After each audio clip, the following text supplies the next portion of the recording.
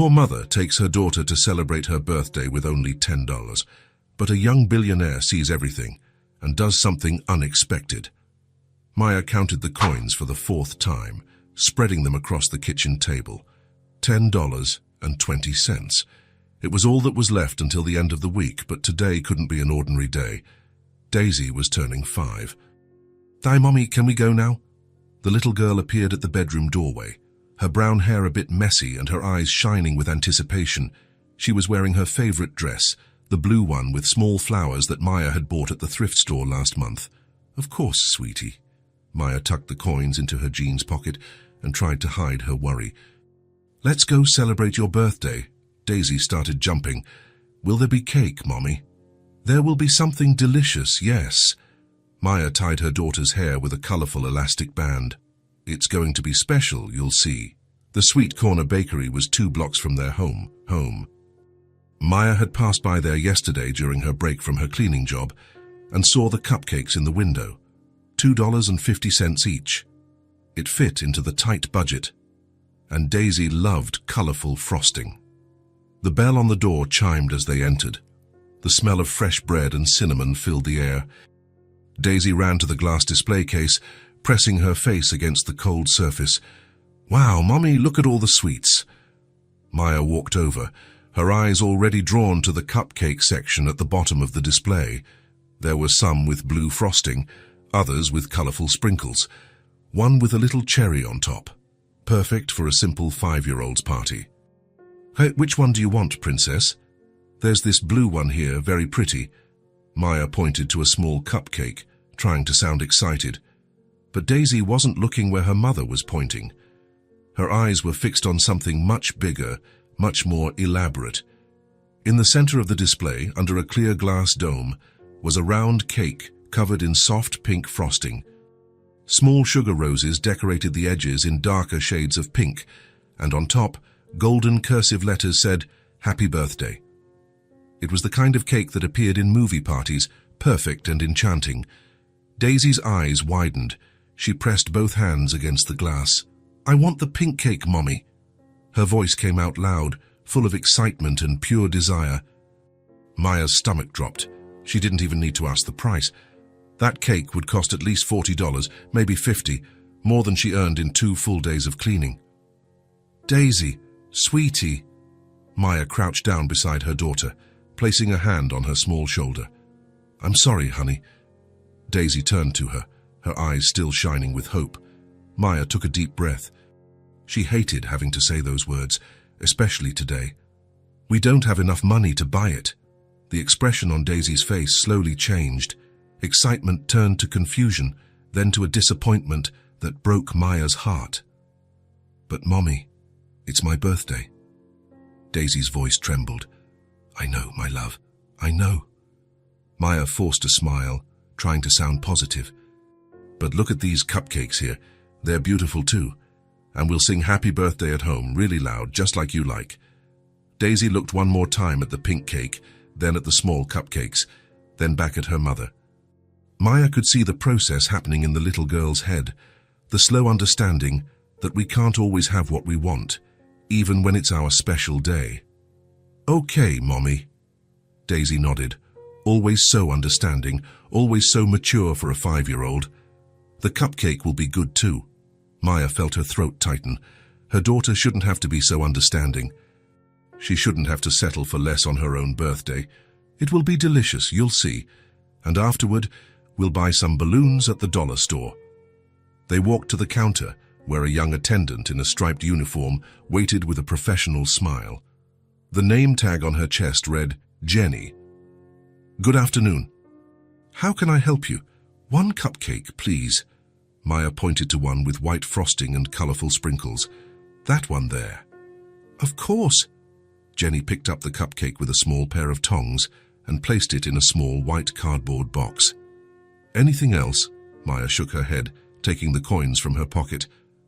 She counted out 2 crumpled $1 bills and 50 cents in small coins, placing it all on the counter. $2.50 exactly. Jenny smiled and handed her the box. "Is it someone's birthday?" "Mine." Daisy held up 5 little fingers. "I'm 5 today." Happy birthday, sweetie. 5 is a very big deal. On the other side of the bakery, at a small table by the window, a man sat alone drinking coffee. Maya noticed he had stopped reading his newspaper and was watching their conversation. There was something in his expression she couldn't decipher. It wasn't pity nor judgment. It was something deeper. Graham had watched everything in silence. The little girl pressing her face against the glass, her eyes filling with wonder at the sight of the pink cake, the mother carefully counting her coins, her forced smile trying to hide the pain. The gentle negotiation that every struggling mother knows well, when you want to give your child the world but can only offer a tiny piece. He knew that look in the mother's eyes.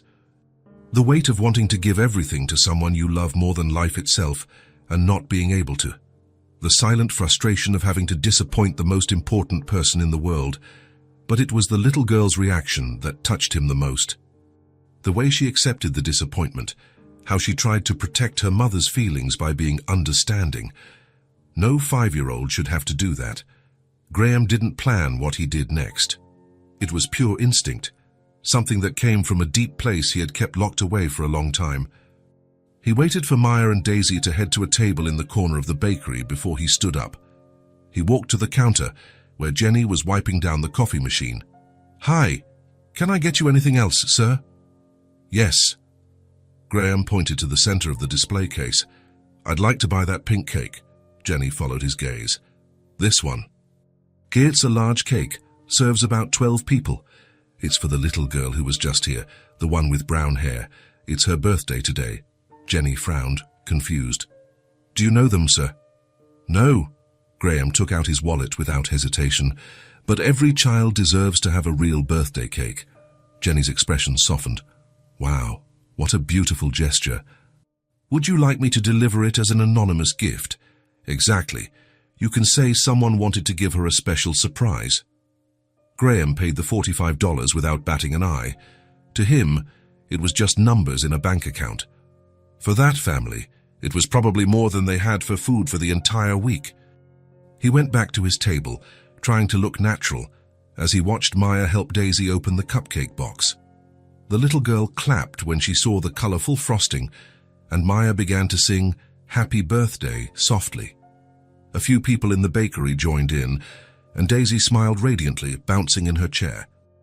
It was then that Jenny approached their table, carefully carrying the pink cake on a tray. "Excuse me," she said, placing the cake on the table with great care. "This cake is for the birthday girl."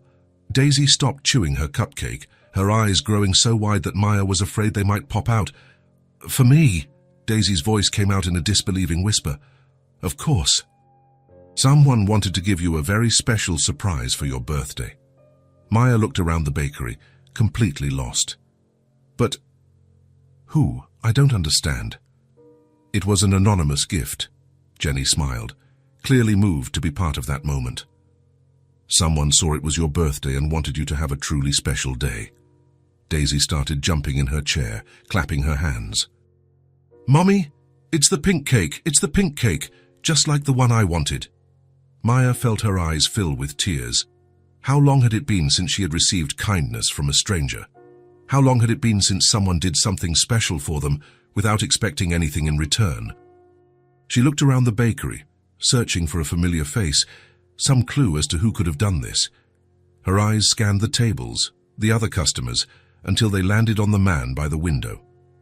He raised his coffee cup in a small, discreet toast, then went back to looking at his newspaper. "Can I eat it now, Mommy, can I?" Daisy was practically vibrating with joy. Maya quickly wiped her eyes, not wanting her daughter to see her tears. "Of course, sweetie. It's all yours." Daisy didn't need to be told twice. She started eating with her hands, getting pink frosting all over her fingers. Maya laughed, a real laugh, from the bottom of her heart, the first in weeks. "Mommy, look. The little roses are real." Daisy showed her a small sugar rose. "Can I save one?" "You can save as many as you want, Princess." Graham finished his coffee slowly, watching the girl's pure joy. Each of her laughs was like a ray of sunshine after months of rain. When he stood up to leave, he couldn't resist walking past their table. Maya looked up as he approached. There was recognition in her eyes, She knew it had been him. "Excuse me," Graham said, stopping beside the table. "If you'll allow me, I'd love to invite you both to lunch." Maya blinked, surprised for the second time that day. "I'm sorry. I know it might seem strange, an invitation from a stranger, but it's her birthday and—" Graham searched for the right words. "So it would be an honor to celebrate with you." Daisy looked at him curiously, her face smeared with pink frosting. "Was it you who bought my cake?" Graham smiled, a smile that reached his eyes. "Maybe." "Mommy, can he have lunch with us?" Daisy turned to her mother, excited. "Please." Maya hesitated. She didn't know this man. It could be dangerous to accept invitations from strangers, but there was something in his eyes, a genuine kindness she hadn't seen in a long time. And after that gesture with the cake, she felt she could trust him. We wouldn't want to be a bother." "It wouldn't be a bother at all?" "It would be a pleasure." Maya looked at Daisy, who was clasping her hands in a plea, then back at Graham. There was sincerity in his voice, nothing forced or suspicious, just a kind invitation from someone who had made their day special. "All right," she said finally. "Thank you." Graham's smile widened. "I know a place nearby. Nothing too fancy, but the food is good and they're kid-friendly." He helped Maya box up the rest of the cake while Daisy skipped beside them, still euphoric from the surprise. They walked 3 blocks to a small, cozy restaurant called Rosie's Diner. The place had a warm, familiar feel, with red leather booths, formica tables, and old photographs on the walls. Graham asked for a table by the window, and they settled in. When Maya opened the menu, her face went pale. The dishes ranged from $12 to $25. A simple hamburger cost $15. She closed the menu quickly, her heart racing. We can't afford this." Her voice was low, embarrassed. Graham leaned forward, his voice gentle and firm. "You are my guests. Order whatever you'd like." "But sir, this is too expensive." "Graham, my name is Graham," he smiled warmly, "and I insist. It's her birthday. Let me do this." Maya looked into his eyes, searching for any sign of pity or condescension. She found nothing but pure sincerity. "Thank you," she whispered, her voice choked with emotion. The waitress approached, a middle-aged woman with graying hair and a warm smile. "Good afternoon, folks. What can I get for you today?" Daisy studied the menu with all the seriousness of a 5-year-old, pointing to the colorful pictures. "I want mac and cheese," she announced, tapping the table. "The big one." "Excellent choice, dear," the waitress smiled. "Meant for Mum." Maya hesitated, still uncomfortable with the generosity. "A salad, the simplest one." "The Caesar is fine," Graham nodded to the waitress, "and I'll have the turkey sandwich with fries." While they waited for the food, Graham didn't ask any invasive personal questions. Instead, he talked to Daisy about cartoons, about school, about her favorite toys. "Who's your favorite princess?" he asked. "All of them," Daisy laughed. "But I want to be a different kind of princess, one that helps people, like Mommy does." Maya felt her eyes fill with tears again. Graham noticed but didn't comment.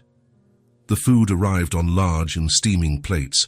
Daisy attacked the mac and cheese as if she hadn't eaten in days, and maybe that was true. Maya ate slowly, savoring every bite of the fresh salad. "Is it good, Mommy?" Daisy asked, her mouth full. "It's delicious, sweetie." When Daisy finished her mac and cheese, wiping the plate clean with her finger, she looked hopefully at Graham. "Can I have dessert?" Maya was about to say no automatically, but Graham spoke first. "Of course you can. It's your birthday, after all." Daisy ordered strawberry ice cream with chocolate sauce and whipped cream. When it arrived in a large glass, she ate it with her eyes shining with pure happiness. Graham watched the scene in silence. He didn't try to make forced conversation or present himself as a hero. He just offered genuine presence and simple kindness. When they finished, Maya gathered the courage to ask what had been puzzling her since the bakery. "Why did you do this? For us? You don't even know us." Graham was quiet for a long moment, looking out the window at the busy street outside. "Sometimes," he said finally, "we just need to remember that there's still kindness in the world. And sometimes We need to be that kindness." Maya didn't know what to say.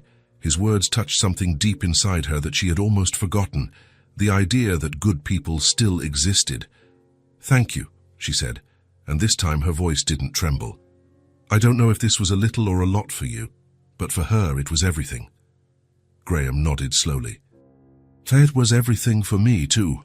They said their goodbyes in front of the restaurant. Daisy ran to give Graham a tight hug, still holding a piece of the pink cake wrapped in a napkin.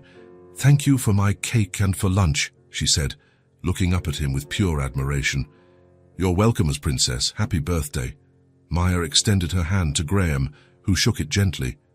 "Thank you so much for everything, for making this day special for her. The pleasure was all mine." Graham watched them walk away down the sidewalk, Daisy skipping beside her mother, chattering excitedly about the cake, the lunch, about the kind man who had made her birthday perfect. He stood for a long moment watching them disappear around the corner. For the first time in months, perhaps years, Graham felt truly light, as if a weight he had been carrying for so long had lessened, even if just a little, as if he had remembered who he used to be before the pain took over everything. He didn't know it yet, but that encounter would change everything for him, for Maya, for Daisy. Sometimes the best beginnings are born from the simplest gestures: a pink cake in a display window, a lunch shared with strangers, the decision to reach out when someone is in need. Sometimes that's how life offers a second chance, through a 5-year-old girl who wanted a pink cake and found so much more. Graham was walking down Maple Street for the 3rd time that week. He didn't have a specific reason to be there, at least not one he'd admit to himself.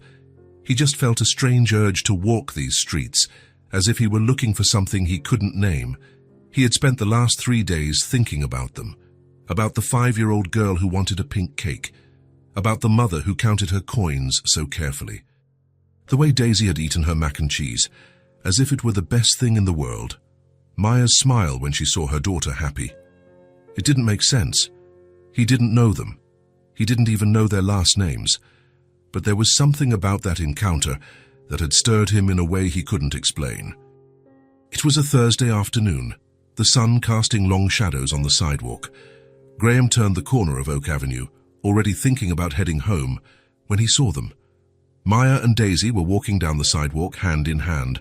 Maya was carrying a plastic grocery bag, probably a few basic items. Daisy was skipping beside her, making her mother laugh with some animated story. Graham's heart sped up. This was exactly what he had been looking for, without even knowing it. Daisy was the first to spot him. Her eyes widened, and she stopped skipping. "Mommy!" she yelled, pointing in his direction. "It's the pink cake man!" Maya looked up, following her daughter's gaze. When she saw Graham, her face lit up with a genuine smile of surprise. Daisy let go of her mother's hand and ran toward him, her little sneakers pattering on the concrete. "Hi, hi!" She stopped in front of him, breathless but radiant. "Do you live around here?" Graham smiled, crouching down to her level. "Not exactly. I was just taking a walk." "Taking a walk?" Daisy tilted her head. "My mommy says grown-ups don't take walks for no reason." Maya approached, still smiling. "Daisy, don't be nosy." "It's all right," Graham laughed, standing up. "She's right.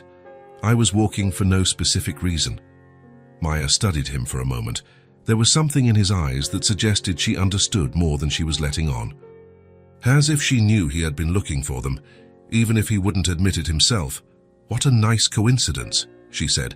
"We were just coming back from shopping." Daisy picked out cereal with marshmallows. "They have little pink hearts," Daisy added, proud of her choice. Graham smiled. "Excellent taste." There was a moment of comfortable silence between them. Maya adjusted the bag on her shoulder, seeming to consider something. "Graham," she said finally, "would you like to come up for a coffee?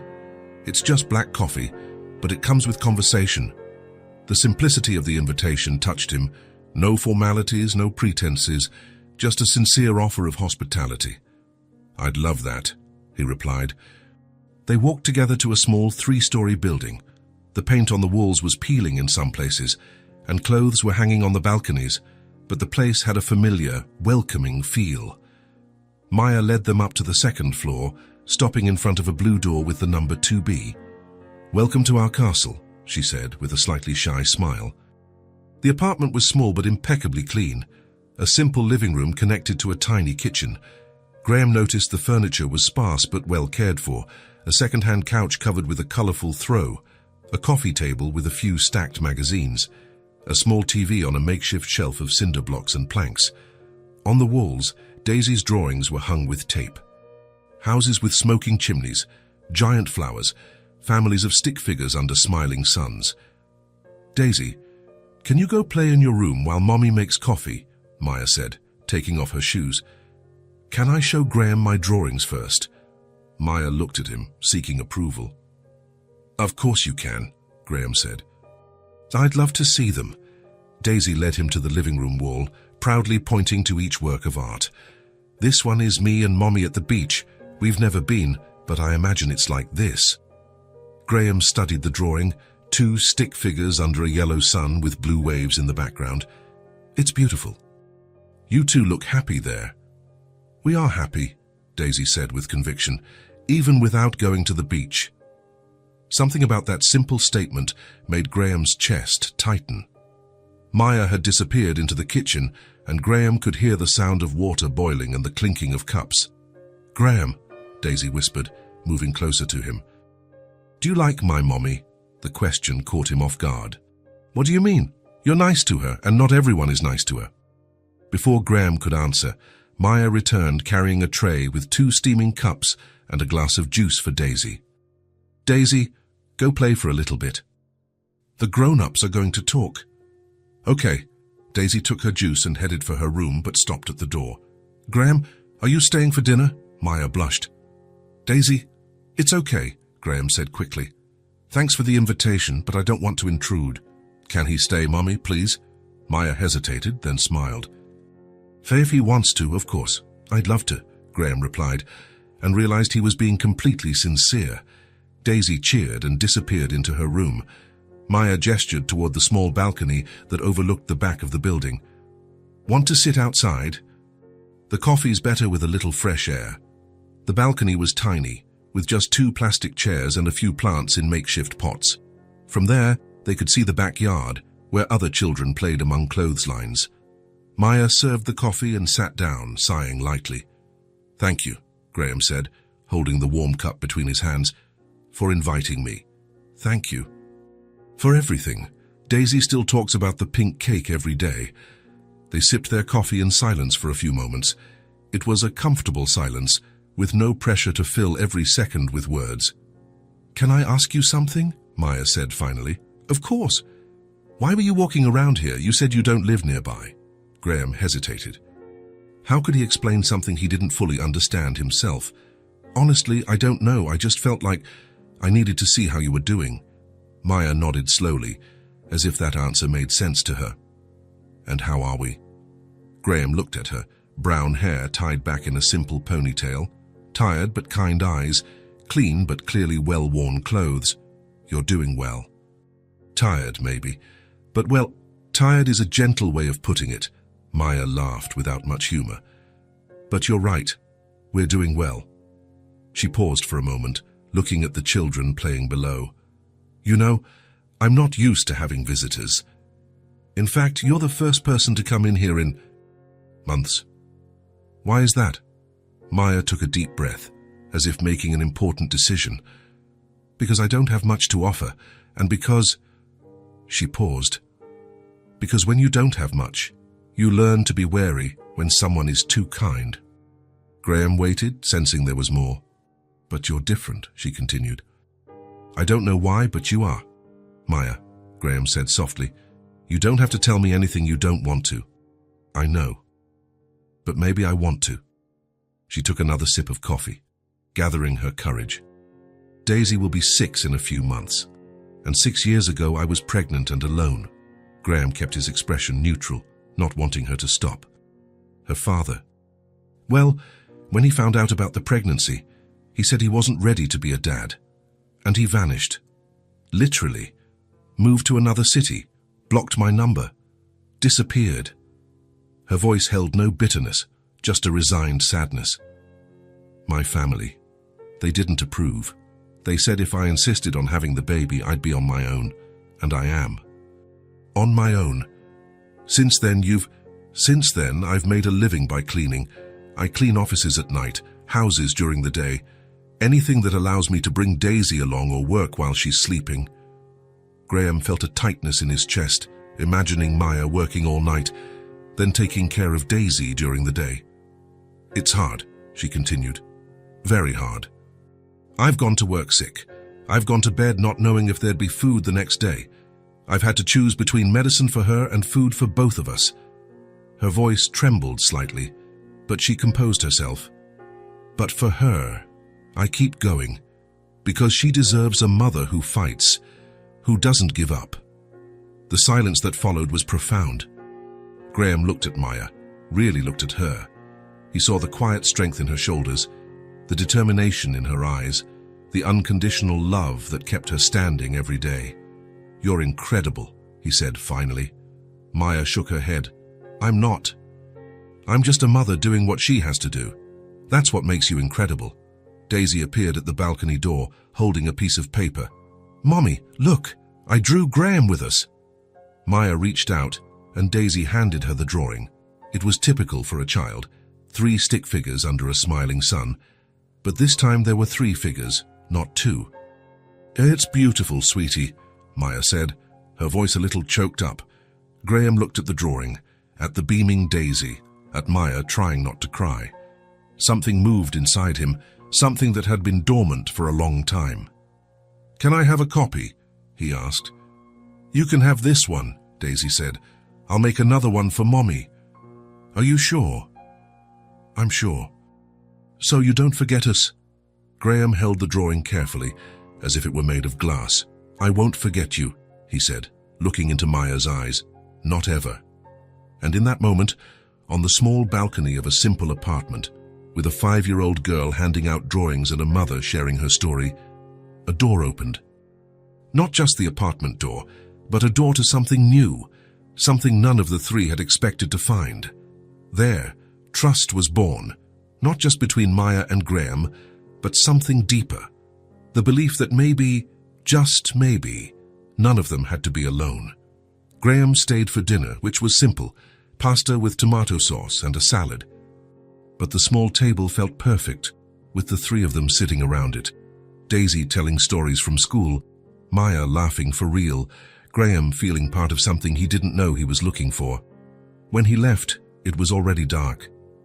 Daisy had fallen asleep on the couch, and Maya carried her to bed. "Thank you," she said when she came back, "for listening. For not judging. Thank you. For trusting me." They said goodbye at the door, but both knew it wasn't a final farewell. It was just the beginning of something they didn't have a name for yet, but that was already a part of their lives. Graham walked down the stairs holding Daisy's drawing, feeling lighter than he had in years.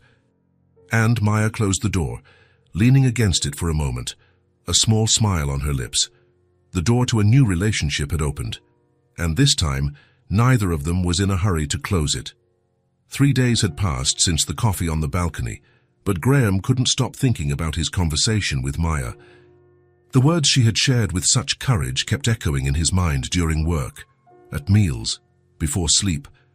The image of her working through the night, then caring for Daisy during the day, carrying the weight of supporting a family all by herself, deeply unsettled him. He knew that struggle. Not in the same way, but he knew the feeling of carrying enormous responsibilities for someone you love more than life itself. The difference was that Maya was doing it completely alone, with no support system, no one to share the burden or offer relief in the toughest moments. It was Saturday morning when Graham parked in front of the Westfield supermarket. The parking lot was bustling with families doing their weekend shopping, carts being pushed by parents with endless lists. Graham didn't have a specific list, just a growing need to do something useful, something that truly mattered. He grabbed a cart and started walking through the aisles, thinking carefully about what a mother and a 5-year-old child would need day to day. Brown rice, black beans, pasta, the staples that sustain a family and yield several nutritious meals. Fresh fruits that Daisy would love, bright red apples, ripe yellow bananas, sweet seasonal strawberries, whole milk, organic eggs, soft white bread. In the cleaning supplies aisle, he chose quality detergent, concentrated laundry soap, all-purpose disinfectant. Products Maya used both for her cleaning job and at home, and that would last longer. In the personal hygiene section, he picked up gentle-scented children's shampoo, conditioner, fluoride toothpaste, moisturizing soap. Basic but essential items that weigh heavily on a budget when you have to choose between necessities. Lastly, he stopped at the supermarket's bakery. Colorful mini cupcakes were on display, small, perfect, decorated with pastel-colored frosting that looked like miniature paintings, exactly what would make the eyes of a little girl who had fallen in love with a pink cake shine with pure joy. In the checkout line, Graham questioned for the first time if he was doing the right thing. Maya was proud, independent, strong as steel. Could she misinterpret his gesture? Think he felt sorry for her or Daisy? Feel diminished or humiliated? But then he remembered the immense trust she had placed in him by sharing her story with such vulnerability. He remembered the way she had shared her struggles without self-pity, just raw honesty. This wasn't about pity or charity. It was about genuine care between people who were starting to matter to each other. At home, Graham carefully arranged everything in a wicker basket he found in the closet. He placed the basic goods at the bottom, the colorful fruits in the middle, and put the mini cupcakes on top. Like a small multicolored smile over all the practical items. It was functional, but it also had a touch of joy and affection. The hallway of apartment 2B was quiet when he arrived on Sunday afternoon. Graham heard soft music coming from inside, something gentle that created a cozy atmosphere. He knocked on the door and heard familiar footsteps approaching. "Ty, who is it?" "It's me, Graham." The door opened, revealing Maya in comfortable home clothes, a faded lavender t-shirt and grey sweatpants. Her brown hair was up in a messy bun, and there was a small smudge of blue paint on her left cheek, probably from some activity with Daisy Hanami Graham. What a surprise! Her eyes automatically dropped to the large basket in his hands, and her expression subtly changed. A shadow of suspicion crossed her face. "What is this?" "A few things I thought you might be able to use," he said, trying to sound casual and natural, as if it were the most normal thing in the world. Maya looked at the basket, then at him, then at the basket again. Graham could practically see the thoughts racing through her mind, gratitude mixed with suspicion, need battling against fierce pride. She hesitated, crossing her arms defensively over her chest. "Is this pity?" The question was loaded with both vulnerability and defense. Graham understood immediately. Maya had spent years being judged, being seen as a poor thing, being treated as a charity case by people who wanted to feel better about themselves. "No," he answered with absolute firmness and conviction. "It's gratitude, it's care." Maya studied him for a long moment, searching his eyes for any sign of condescension or falsehood. "Gratitude for what?" "You let me into your home. You shared your story with me. You made me feel—" Graham searched for the right words, ones that would express the truth without sounding over the top. "You made me feel connected again. That's worth much more than anything in this basket." Maya's shoulders relaxed slightly, but her guard was still partially up. "And care?" she asked, her voice softer now. "Because I care about both of you, and when we genuinely care about someone, we want to make sure they're okay. Not out of obligation, but by personal choice." Maya looked once more at the basket, and Graham could see the internal battle raging between the fierce pride that kept her standing every day and the practical reality that help was welcome, especially when offered with respect. "Graham, Mommy? Who is it?" Daisy appeared behind her mother, still in pink unicorn pajamas, her brown hair completely tousled from an afternoon nap. "It's Graham, sweetie." "Graham!" Daisy squeezed between her mother's legs, beaming. "You brought cupcakes. I can see them on top of the basket." Graham laughed, always impressed by her sharp observation skills. "How did you know?" "Because you're the sweets man," Daisy clapped excitedly. "Mommy, can he come in, please?" Maya looked into Graham's eyes one more time, searching, carefully evaluating. He held her gaze steadily, letting her see all the sincerity in his intentions. "Come in," she said finally, stepping aside. "And thank you." Graham handed the basket to Maya, who received it with natural dignity. There was no humiliation in her gesture, no exaggerated or uncomfortable gratitude, just genuine acceptance of a well-intentioned gesture between people who were starting to become important to each other.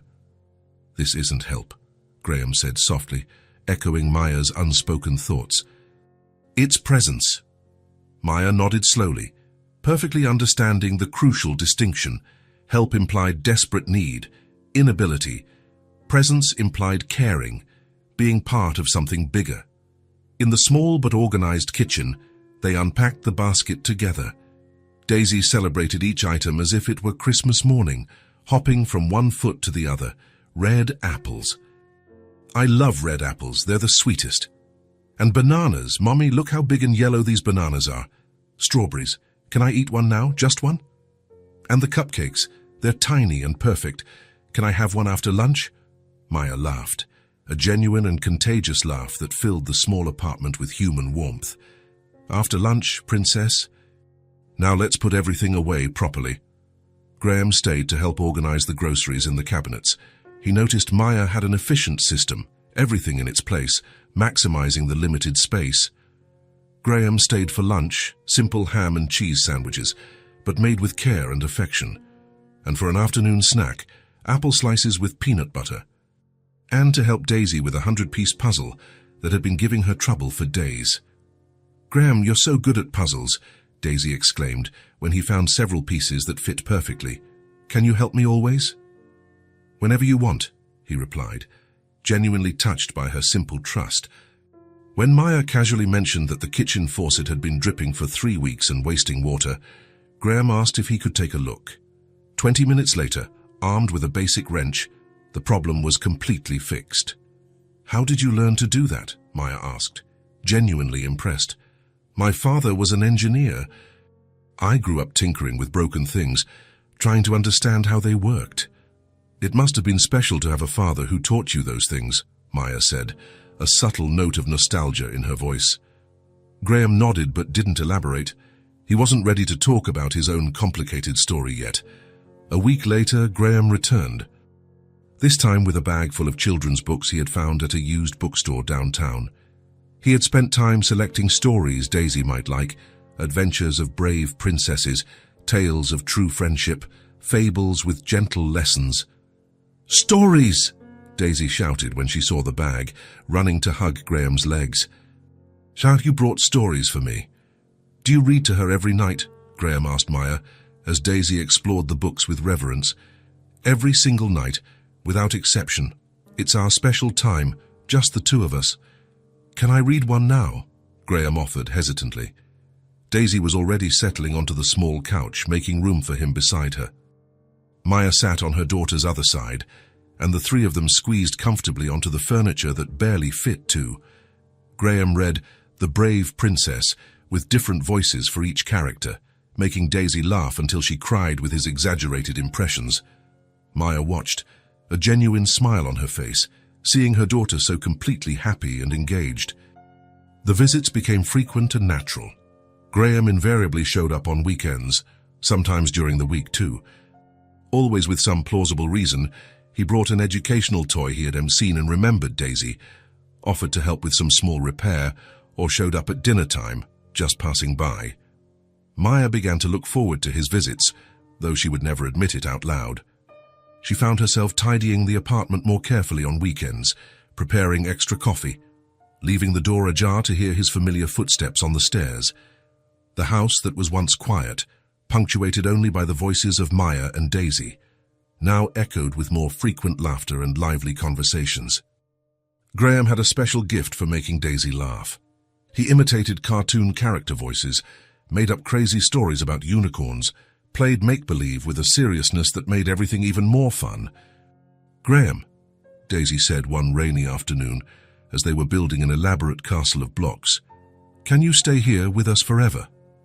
Graham stopped stacking blocks and looked at Maya, who was folding clothes on the couch. She had stopped too, waiting for his answer. "Why do you want me to stay?" he asked carefully. "Because you make Mommy smile more often. And because you know how to fix things that are broken, And because you always bring cupcakes or stories. Graham laughed softly. Those are good reasons. And because you're my friend, Graham, Daisy added, as if that explained everything and was the most important reason. My friend Graham, he repeated, deeply touched by the simple declaration. Yeah. You're not like the other people who come here sometimes. You really stay, you play with me, you help Mommy. Maya stopped folding clothes, looking at her daughter in surprise. What other people, sweetie? You know, those women from social services. They're nice, but they just ask questions and leave. Graham stays. Graham felt a tightness in his chest. He didn't know there were social workers visiting regularly. Maya noticed his expression. It's protocol, she explained calmly. Single mother, low income. They check to make sure everything's okay. And is it? Graham asked with concern. It always has been, Maya answered firmly. Daisy is well cared for, well fed, well loved. They've never found any problems. But Graham is different, Daisy continued. He doesn't ask boring questions. He just stays. That afternoon, while Daisy was napping, Maya and Graham sat on the balcony with coffee. She's right, you know, Maya said. You are different. How so? Most people who know our situation either feel sorry for us, or they want to fix us, or they want to feel better by being charitable. Maya took a thoughtful sip of coffee. But you're just here. You don't try to give me advice on how to improve my life. You don't make me feel like a project. Because you're not a project, Graham said with conviction. You're an incredible person raising an incredible daughter. There's nothing to fix. See? That's exactly it. You see us as we are, not as poor, unfortunate souls. Can I tell you something? Maya said hesitantly. Always. I find myself waiting for you to come. I shouldn't, because I don't want to depend on anyone, but I do. The admission was brave and vulnerable. Daisy does too. She asks every day if you're going to show up. And does that bother you? Graham asked. Maya thought for a moment. It used to, because it meant we were getting used to you, and people like us. It's dangerous to get used to good things. Why? Because they can leave. Graham turned to look at her directly. I'm not going to leave, Maya. You can't promise that. Yes, I can, and I do. There was something in his voice that made Maya believe him. In the following weeks, Graham's presence became even more natural. Maya gave him a key to the apartment for emergencies. He knew where she kept Daisy's medicine. He knew the household routine as if he had always been a part of it. When Daisy caught the flu, Graham showed up with soup and medicine. When the washing machine broke, he fixed it. When Maya had to work a double shift, he stayed with Daisy without a second thought. My friend Graham is picking me up from school today, Daisy announced to her teacher. As if it were a normal thing, Maya was no longer surprised. Graham had become a part of their routine. He was no longer a visitor who knocked on the door and waited to be invited in. He had his place at the dinner table, his spot on the couch, his reserved coffee cup. Daisy no longer needed to explain who he was. It's Graham, she would say, as if that explained everything, and it did. One evening, while they were watching a movie, Daisy fell asleep between Maya and Graham on the couch. Maya went to carry her to bed, and when she returned, she found Graham picking up the scattered toys. You don't have to do that, she said. I know, he replied, continuing. But I want to. Maya sat down, watching him. There was something moving about seeing this man choose to spend his time picking up toys in a small apartment. Graham, yes. Thank you for everything. He stopped and looked at her. Thank you for letting me be a part of this. And it was true. Maya had let Graham not just into her home, but into her life, and he had chosen to stay. He was no longer a visitor. He was a part of the morning routine when he helped Daisy get ready, part of the afternoon's reading stories, part of the evenings having dinner together, part of the family that none of the three had planned, but that all had chosen to build. It was a Thursday afternoon when Graham arrived at apartment 2B with a different expression. Maya noticed it immediately. There was something in his eyes, a mix of nervousness and determination she hadn't seen before. Hi, Graham. Daisy ran to hug him, as she always did. Did you bring anything today? I brought an idea, Graham replied. smiling at the girl but looking at Maya. Maya served coffee at the small kitchen table, while Daisy busied herself with her coloring books on the living room floor. Graham stirred his cup, clearly gathering his thoughts. "Maya," he said finally, "can I ask you a question?" "Of course." "Have you ever thought about changing jobs?" The question caught Maya off guard. She stopped drinking her coffee, studying his face. "Why?" Graham took a deep breath. "I want to show you something. My company. If you'd like, of course." Maya frowned. "Your company?" "Yeah. I never really told you about my work. I have an architectural consulting firm, small but stable." Maya nodded slowly. She had wondered about Graham's job, but never wanted to seem intrusive. "And why do you want me to see it?" Graham hesitated for a moment. "Because maybe there's something there that might interest you." The following Saturday, Maya left Daisy with the downstairs neighbor and went with Graham to the city center. The building where the company was located was modest but well kept.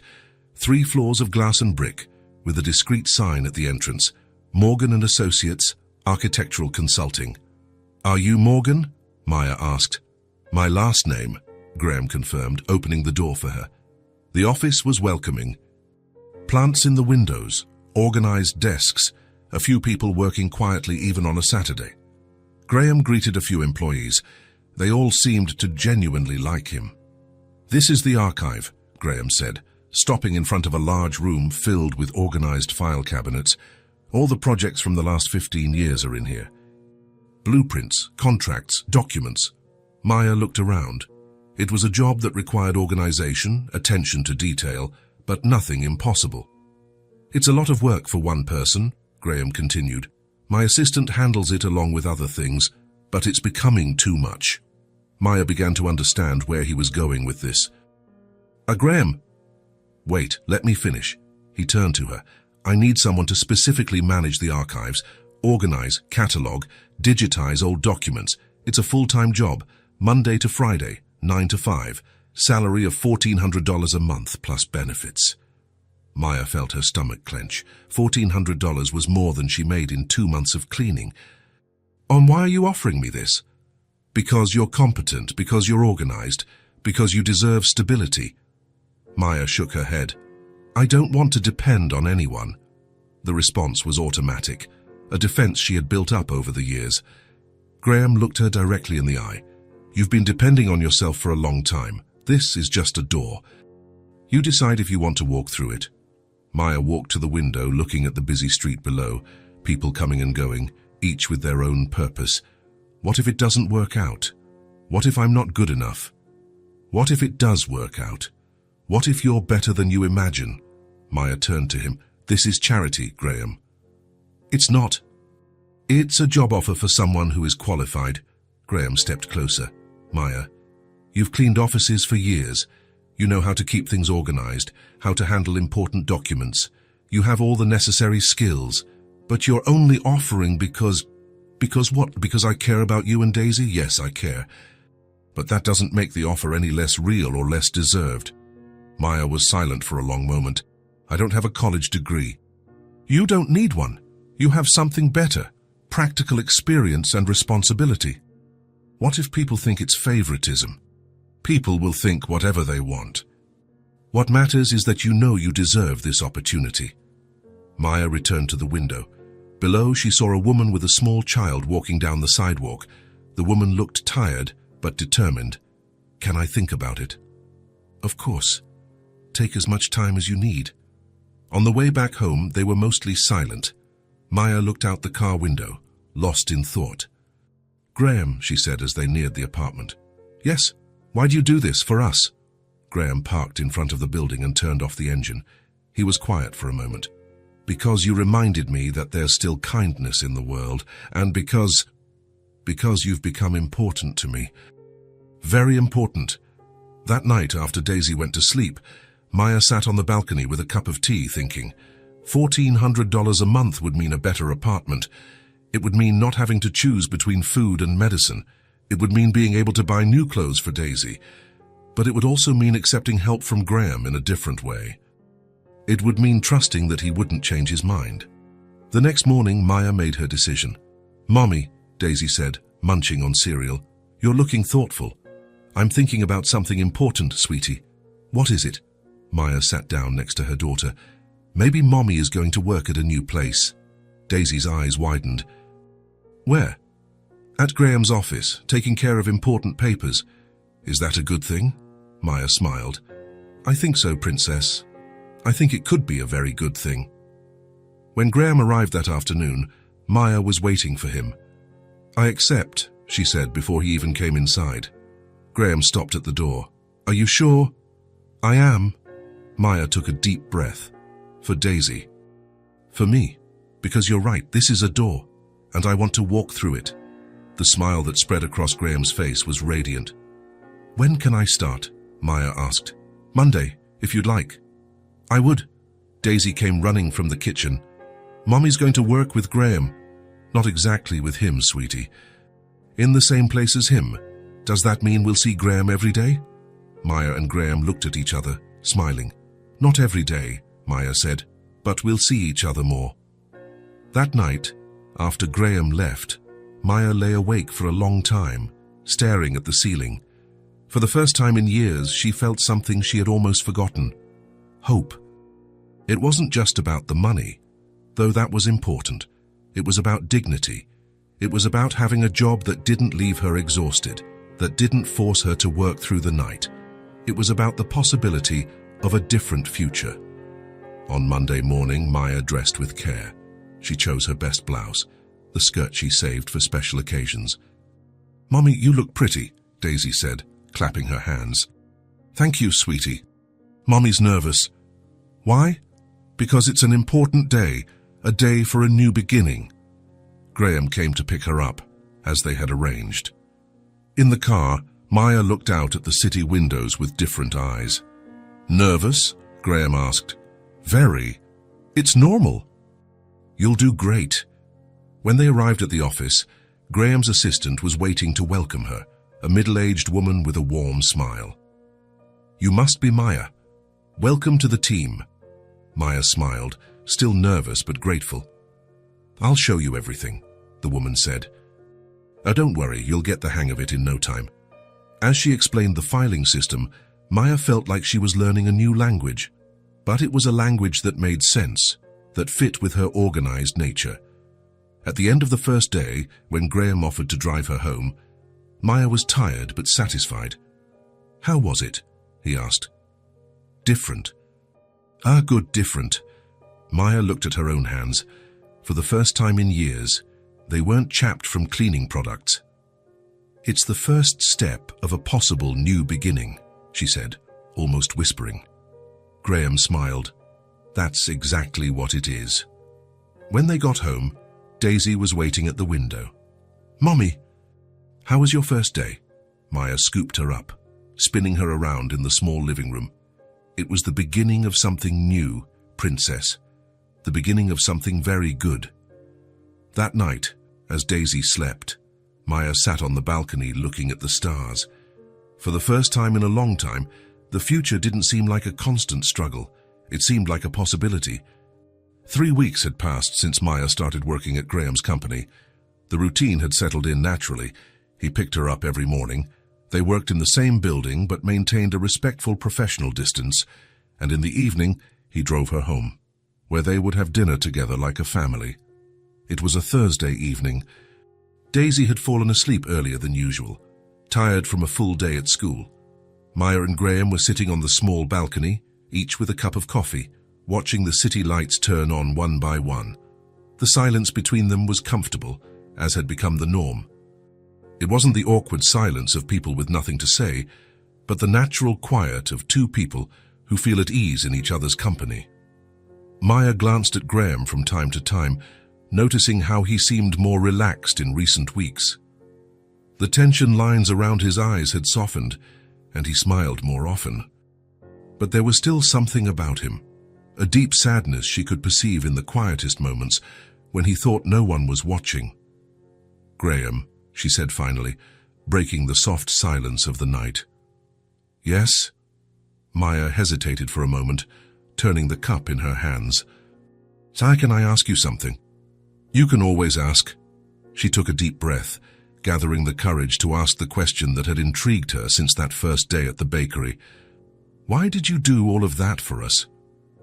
Graham paused with the cup halfway to his lips.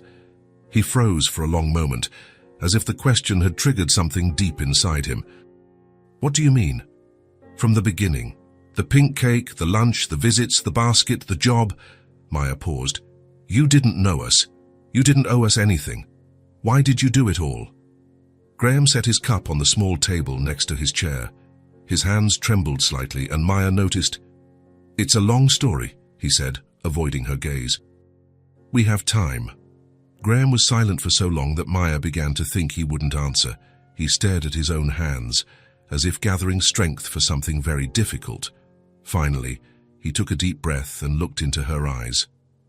"That day," he began, his voice lower than usual, "the day we met, was the anniversary of my daughter's death." Maya felt the air leave her lungs. The cup nearly slipped from her hands. "Your daughter?" Graham nodded, his eyes filling with a pain Maya recognized immediately, the pain of someone who has lost the most important person in the world. "Emily," he said, and the name came out like a prayer. "She was 5 years old, the same age Daisy is now." Maya said nothing, just waited. Instinctively, she knew this was a story Graham needed to tell at his own pace. "I raised her by myself since she was born," Graham continued, his voice growing steadier as he spoke. "Her mother, Jennifer, died in childbirth, complications no one expected. Suddenly, I was alone with a newborn baby, with no idea what I was doing." He paused, running a hand through his hair, a gesture Maya had come to recognize as a sign of nervousness. "It was hard at first, very hard. I worked from home so I could take care of her, barely slept, lived in a constant panic that I was doing everything wrong. But Emily," a sad smile crossed his face, "Emily was special. She lit up everything around her." Maya felt tears welling up, imagining a young, lonely Graham caring for a baby. "Like Daisy," she whispered. "Exactly like Daisy," Graham confirmed. The energy, the curiosity, the way she asked questions about everything. Emily loved stories.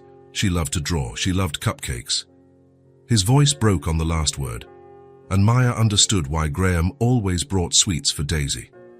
"When she was 4, Graham continued after a moment, Emily started getting tired frequently. At first we thought it was normal, an active child who played too much, but then other symptoms appeared. Weight loss, aches, constant fevers." Maya closed her eyes, already anticipating what was coming next. She was diagnosed with leukemia, a rare, aggressive form.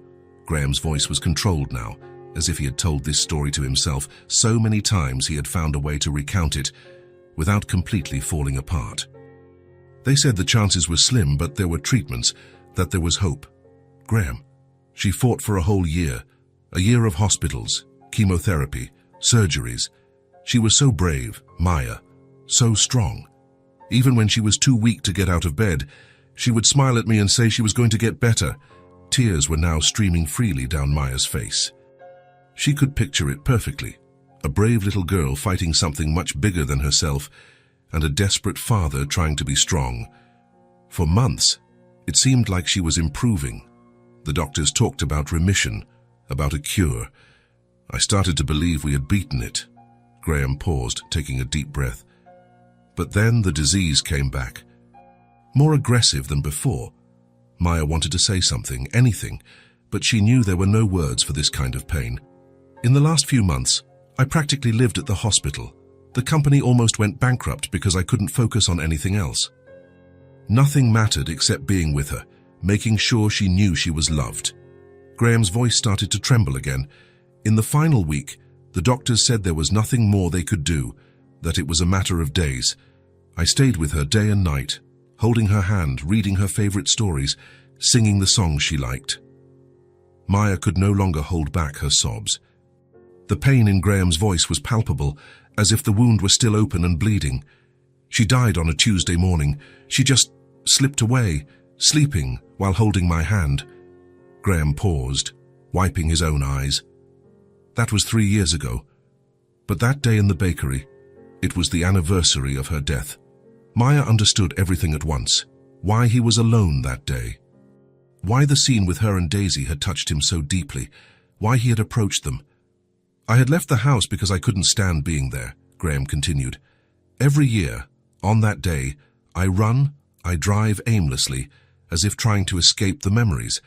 I went into that bakery just because it was raining. He looked directly at Maya, and then I saw you. I saw Daisy looking at that pink cake with the same eyes Emily had when she wanted something. I saw you trying to be strong for her, even when it was obvious things were hard. And for the first time in 3 years, Graham paused, searching for the right words. For the first time in 3 years, I remembered that life still existed. That there were still mothers fighting to make their daughters happy. That there were still children dreaming of pink cakes. Maya couldn't speak.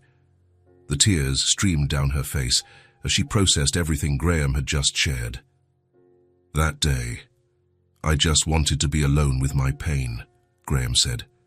But then I saw you, and I remembered that life goes on. That Emily would have wanted me to help other children get their pink cakes. The silence that followed was deep and charged with emotion. Maya finally understood why Graham had entered their lives. It wasn't charity. It wasn't pity. It was a man trying to give meaning to his loss by helping another family. Without a word, Maya reached out and took Graham's hand. Their fingers intertwined naturally, and she could feel him trembling slightly. "Thank you," she whispered. "For what?" "For telling me. For trusting me with this." Graham squeezed her hand. "Thank you. For letting me be a part of your lives. For giving me a purpose again." Maya looked at him, really looked at him. She saw the pain he carried, but she also saw the strength. She saw how he had transformed his loss into something beautiful, into genuine care for others. "Emily would be proud of you," she said. Graham smiled through his tears. "I hope so." They sat in silence for a few more minutes, hands intertwined, each lost in their own thoughts. Maya thought about how strange life was, how Graham's greatest loss had become the greatest blessing in her life. "Graham?"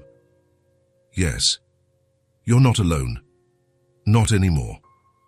He looked at her, and Maya saw something shift in his eyes. An acceptance, a peace that wasn't there before. "I know," he said, "and neither are you. You'll never be alone again." That night, after Graham left, Maya lay awake for hours, thinking about the story he had told. She finally understood why he always looked at Daisy with such affection, why he cared so much about them. It wasn't just kindness, it was transformed love. It was a father who had lost his daughter finding a way to keep being a father. And Maya knew with absolute certainty that she understood him as no one else could, because she also knew what it was like to do anything for the person you love. She also knew what it was like to carry the world on your shoulders for a child. The difference was that now, for the first time, neither of them was carrying that weight alone. 2 weeks had passed since the night Graham told her about Emily.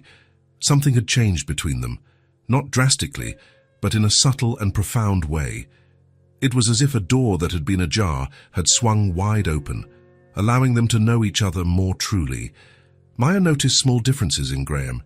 He smiled more easily, especially when he was with Daisy. His visits, which once always had an excuse, now happened simply because he wanted to be there. And Maya had stopped being surprised when she heard him in the kitchen making coffee while she was still getting ready. It was an ordinary Tuesday, one of those lazy autumn afternoons.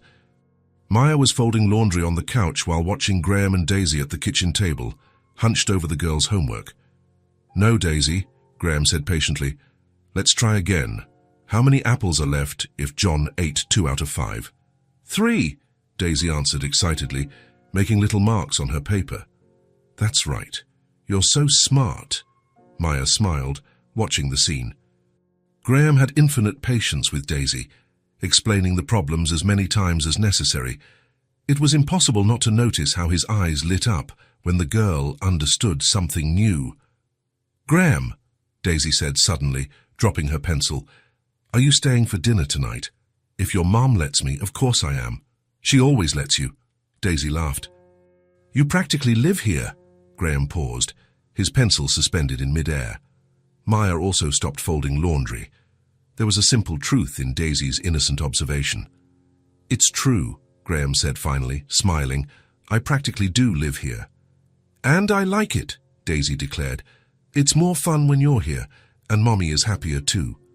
Maya felt her cheeks flush. It was true. She was happier when Graham was around. There was something about his presence that made the house feel more complete. Daisy, finish your homework, Maya said softly. Graham helped with a few more exercises. When Daisy finished and ran to get her toys, Graham remained seated, looking thoughtfully at the girl's notebook. Maya approached, pouring him some coffee. What are you thinking about? Maya asked, sitting down beside him. Graham was quiet for a moment. Then, without looking up from the notebook, he said, Emily was learning to add when she got sick. She loved the problems with pictures. Ice creams, flowers, animals. Maya felt her chest tighten. It was the first time Graham had mentioned Emily spontaneously since that night. Daisy likes the pictures too, Maya said softly. I know, were very similar. Graham looked up at Maya. Sometimes, when I'm helping Daisy, I think about what it would have been like to help Emily with the same things. His voice held no sadness, just a gentle melancholy. Emily would have loved to meet Daisy, Maya said. She would have, Graham agreed, smiling. They would have been great friends. Just then, Daisy ran back in, carrying a doll and some books. Graham, do you want to play school with me? I'm the teacher. Of course. Graham stood up immediately. But I'm a very naughty student. Daisy burst out laughing. That's okay, I'll teach you how to behave. Maya watched the two of them settle on the living room rug, Daisy organizing her materials with comical seriousness, while Graham sat on the floor. All right, mister. Graham, Daisy said in an authoritative voice, today we are going to learn about unicorns. Unicorns are a very important subject, Graham replied with complete seriousness. There was something touching in seeing Graham completely surrender to Daisy's fantasy, asking questions about unicorns as if it were the most natural thing in the world. After an hour of a class, Daisy decided she wanted to draw. Graham joined her at the table, each with their own paper and colored pencils. What are you going to draw? Daisy asked. I'm going to draw a family, Graham said. What kind of family? A happy family. Maya glanced discreetly at Graham's drawing. He had drawn 3 figures holding hands. Above them, a smiling sun and fluffy clouds. How beautiful, Daisy exclaimed. It's just like mine. Maya saw that Daisy had also drawn 3 figures, but her version included a house with heart-shaped windows. Do you know what our drawings have in common? Graham asked. What? All 3 people are smiling. That's because they're happy, Daisy explained. Happy families always smile. Graham looked at Maya. Their eyes met, and there was something in that look that made her heart race. Daisy, Graham said softly, can I tell you a secret? Yes. Daisy perked up. Graham leaned closer to her. Everything I couldn't give to my daughter, so I want to give to you. Daisy tilted her head, not fully understanding, but sensing they were important words. What kind of things? Help with homework, bedtime stories, hugs when you're sad, being here when you need me. Maya felt her eyes fill with tears. She could see the emotion on Graham's face, the absolute sincerity. And you want to give those things to me? Daisy asked. If you want to receive them, I do. Daisy smiled radiantly. And can I give you things too? What kind of things? Drawings and hugs, and I can share my toys, and I can teach you about unicorns. Graham laughed, a genuine laugh. It would be an honor to learn about unicorns from you. Then Graham turned to Maya, who was still near the sink. And you too, he said, looking directly into her eyes, are the family I didn't know I could still have. The words hung in the air. Maya felt as if time had stopped, as if that moment would be crystallized forever. She didn't know what to say. There were no words to express what she felt. Gratitude, love, relief, hope, all mixed into an emotion so intense it left her speechless. Instead of trying to find words, Maya simply walked to the table. She placed one hand on Graham's shoulder, gentle but firm, and the other on Daisy's hair. She just stood there. And that was enough. Graham understood. Daisy understood. They didn't need grand declarations. Maya's presence, her hand on his shoulder, it said everything. From that afternoon on, something definitively changed. Graham was no longer an occasional visitor. He became part of the daily routine, part of the structure that supported this small family. The following mornings, Maya would wake up to the sound of Graham in the kitchen, making coffee and packing Daisy's lunch. He had memorized how she liked her coffee, strong, with just 1 spoonful of sugar. "Good morning," Maya would say as she came down, already dressed for work. "Good morning," Graham would reply, handing her the steaming cup. Daisy has already showered and is getting dressed. It was surprising how natural this became, as if Graham had always been part of the rushed mornings, the little crises when Daisy couldn't find her shoe. He took Daisy to school every morning, developing their own rituals. Daisy always chose a song to play in the car, and Graham would pretend he didn't know the lyrics to make her laugh. On the way back, he would tell Maya about their little adventures, how Daisy had seen a funny dog, or made up a story about the clouds. In the afternoon, Maya often found Graham and Daisy in the kitchen preparing dinner together. Graham had become an expert in recipes Daisy could help with: simple pastas, colorful salads, easy desserts. "Mommy, look what I made," Daisy would always announce, presenting a dish like a work of art. "It looks beautiful, sweetie," Maya would reply sincerely.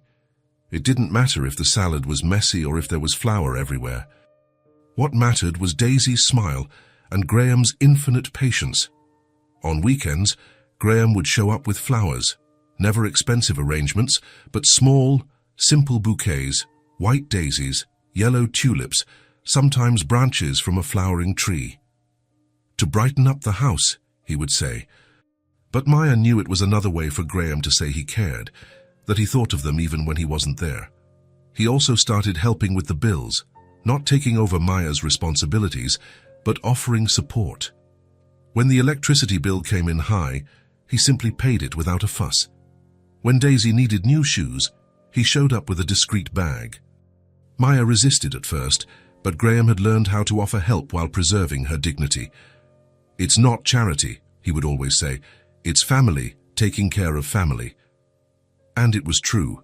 At some point, they had become a family, not on paper, but in all the ways that mattered. Graham hadn't saved Maya and Daisy. They didn't need saving. They were strong, resilient, capable. What he had done was something more subtle. He had added to them. He had added his presence, his care, his love to the life they had already built. Maya realized this one Thursday evening when the three of them were on the couch. Daisy had fallen asleep between them, her head on Maya's lap and her feet stretched out to Graham. It was a completely ordinary scene, but Maya looked around at the tidy but lived-in room, the flowers on the table, Daisy's drawings on the fridge, and realized that this was happiness. Not the dramatic happiness of movies, but the quiet happiness of everyday life. The happiness of knowing there was someone to share responsibilities with, to celebrate victories, to be present in both the important and the ordinary moments. Graham had found a way to honor Emily, not by trying to replace her, but by allowing love to expand. And Maya had learned that accepting love didn't diminish her independence, it strengthened it. That night, when Graham got up to leave, Maya walked him to the door. "Graham," she said, taking his hand. "Yes?" "Thank you. For adding, not for saving." He smiled, gently squeezing her hand. "Thank you. For letting me add." When the door closed, Maya stood there for a moment, smiling. For the first time in a long time, she wasn't worried about tomorrow. She knew that, no matter what came, she wouldn't face it alone. They had become, without ceremony or official declaration, exactly what Graham had said: a family that chose to form, to care for each other, to love each other. And that, Maya realized, was the most beautiful kind of family there was. Summer was coming to an end when Graham brought up the proposal that would once again change Maya and Daisy's life. It was a Saturday morning, and they were having breakfast when he mentioned, almost casually, that he had visited a few schools the previous week. Schools? Maya asked, pausing with her cup halfway to her lips. Fair for Daisy, Graham explained, looking at the girl who was focused on making drawings in her cereal. I know she's doing well at her current school, but I thought maybe... Graham, Maya interrupted, her voice carrying a gentle warning tone. He understood immediately. It was that fine line they were still navigating between care and interference. Sorry, he said quickly. I didn't mean to decide anything. I just saw some options and thought you might want to take a look. Maya studied him for a moment. In the past few months, she had learned to distinguish between Graham's gestures that came from control and those that came from genuine love. What kind of schools? She asked, more softly. There's one in particular, Graham said, his spirits lifting. St. Mary's Elementary. It's 15 minutes from home. Has a great art program, smaller classes, and... He hesitated. And I'd like to pay for it. Maya sighed. Graham... I know, but listen. It's not about you not being able to afford it. It's about Daisy having the best opportunities possible. Can I see the new school? Daisy interrupted, finally paying attention. Maya looked at her daughter, then at Graham. There was an expectation in both of their eyes. Can we at least visit? Graham asked gently. 2 weeks later, Maya found herself walking through the halls of St. Mary's Elementary School, watching Daisy run ahead, fascinated by everything. The library with tall shelves, the art room with colorful easels, the playground with new equipment. What do you think, Princess? Maya asked when they finished the tour. It's beautiful, Daisy answered without hesitation. And the teacher said they have music class too. Maya looked at Graham, who was watching Daisy with that smile she had come to recognize, the smile of someone who wanted to give a child the world. All right, Maya said finally. Let's try it. Daisy's first day at St. Mary's was on a rainy Monday in September. Maya had taken the morning off work, and Graham was there too. The three of them walked to the classroom together, Daisy skipping with her new backpack. Are you going to be okay? Maya asked, crouching down. I will be, Mommy. I'm brave, remember? I remember. Maya smiled, fixing Daisy's hair. Actually, Graham interrupted gently, if you don't mind, I'd like to pick her up today. I want to hear how it went. Maya nodded, realizing how naturally Graham had become a part of all the important moments. At 3 o'clock, Graham was waiting at the gate with other parents. When Daisy came running towards him, her face lit up. He felt a wave of relief and joy. Graham! Graham! She shouted, throwing herself into his arms. It was amazing.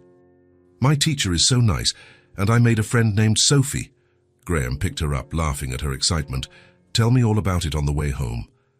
They walked slowly to the car, Daisy chattering about every detail, the snack, the huge library, how she had helped a boy who was crying. You're very kind, Graham said, opening the car door. A mummy always says kindness is free, so we can give it away as much as we want. Graham smiled, thinking about how Maya had raised such a wise little girl. On the way home, they stopped at a traffic light, and Daisy was quiet for a moment. Then, suddenly, she turned to Graham. Graham. Yes. She looked at him with that absolute sincerity that only children possess. I really like you. I wish you could be my dad. The world stopped. Graham felt as if all the air had been knocked out of his lungs. His hands gripped the steering wheel tightly. He couldn't breathe, couldn't process the devastating simplicity of those words. For a moment, he was transported back in time. He saw Emily saying, Daddy, for the first time. He saw Emily asking if he would always be her dad. He saw Emily in the hospital whispering, I love you, Daddy, for the last time. And now there was Daisy, offering him something he thought he would never have again, the chance to be a father again. Graham, Daisy said, worried by his silence. Are you okay? He looked at her through the mirror and saw that his own eyes were filled with tears. It was the most beautiful sentence he had ever heard, and also the most painful, because it meant Daisy saw him as a father. It meant she trusted him, that she loved him in a way he didn't know if he deserved. And at the same time, It meant she was missing something that he couldn't just give, not without it changing everything. Graham couldn't answer with words. Instead, when they got home, he got out of the car, opened Daisy's door, and simply held her hand, tightly and affectionately, like a father would. "I really like you too," he said finally, his voice hoarse. When they reached the apartment, Maya was waiting, eager to hear about the first day, but the moment she saw Graham's expression, she knew something had happened. "How was it?" she asked, picking Daisy up. "It was wonderful, Mommy. I'll tell you all about it after a snack." Daisy ran to the bathroom, and Maya turned to Graham, who was standing in the doorway, still processing. "What happened?" she asked softly. Graham looked at her, and Maya saw all the emotion in his eyes. She said. He paused, running a hand through his hair. "In the car she said she really liked me, and that she wished I could be her dad." Maya felt her heart stop. She glanced towards the bathroom, where they could hear Daisy humming, then looked back at Graham. She said nothing. There were no words that could capture the beauty and pain of Daisy's innocent observation. Instead, Maya simply walked over to Graham and placed her hand on his chest, over his heart, and she stood there, in silence, letting him know that she understood. Graham covered Maya's hand with his own, and they stood like that for a long moment, united in the understanding that their lives had once again changed.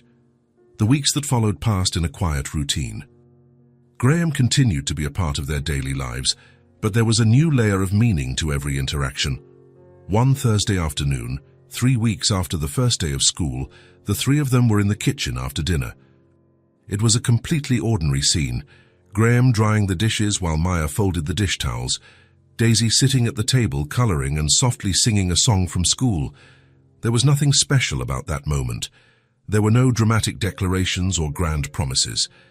There was just the three of them, moving around the small kitchen with a natural synchronicity.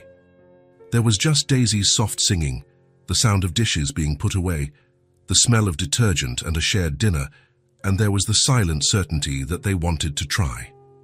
Together, Maya stopped folding the towels and looked at Graham, who was wiping a pot. Daisy continued to sing, oblivious to the moment unfolding. "Graham," Maya said softly. He turned to her, and their eyes met. There was an unasked question in the air. "We don't know what we're doing," Maya said finally, her voice carrying all the honesty she could muster. "But we want to do it together." Graham put the pot in the cabinet and turned fully to face her. There was a moment of silence, and then he smiled, not the cautious smile of the first few months, but a smile full of hope.